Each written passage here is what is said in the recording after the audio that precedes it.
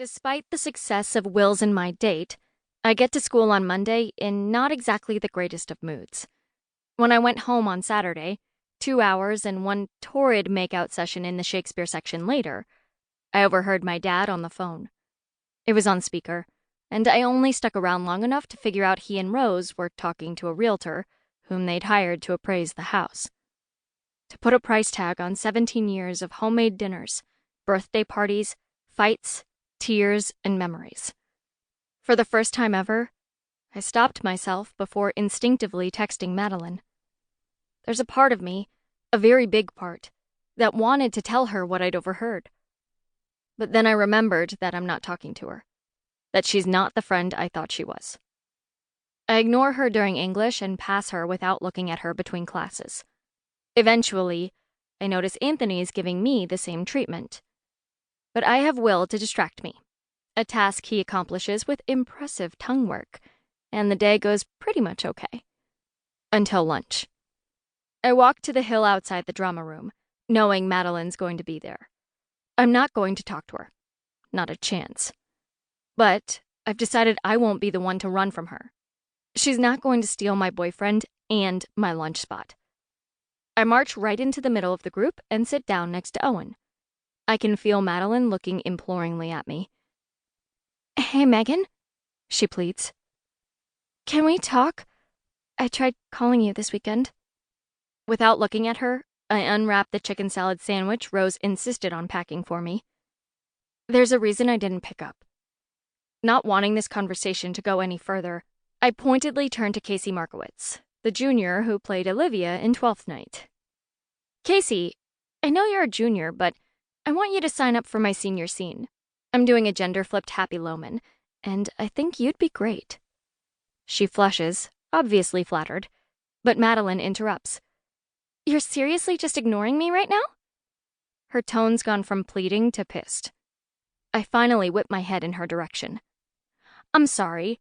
I'm not in the mood to talk to my former best friend who was screwing around with my boyfriend behind my back." Next to her, Tyler's eyes widen, and I briefly wonder if she even told him that I know.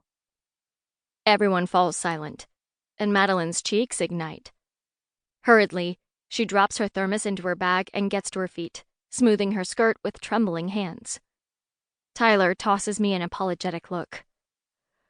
"I have to..." He gestures in her direction. "I'm sorry, Megan," he says, before leaving to follow Madeline. I don't know if he's apologizing for walking away from the conversation or for betraying me while we were dating. Either way, I'm not ready to deal with how furious I am with Tyler. Everyone gradually resumes their conversations, occasionally stealing glances in my direction.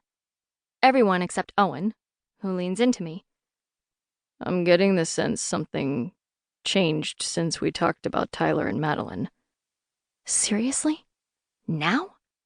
Get your notebook out, Owen. I've got some great material for you," I snap. He jerks back. "What? No." He sounds stunned, even hurt. "I'm not trying to get material. I'm trying to be your friend." I feel a stab of guilt. Of course Owen's just trying to be my friend. It's what he's been doing since the day we met. I exhale. It turns out I was an idiot for not believing what everyone told me. Madeline let it slip this weekend she and Tyler hooked up a month before he and I broke up. "That..." Owen reaches for words. "Definitely sucks." I'm not surprised on Tyler's end, honestly.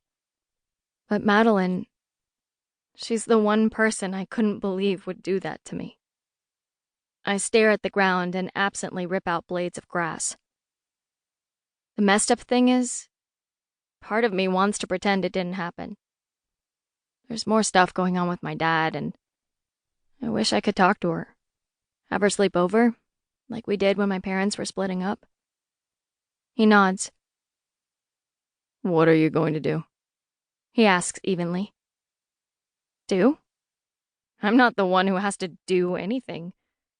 I want her to, I don't know, figure out a way to make it right.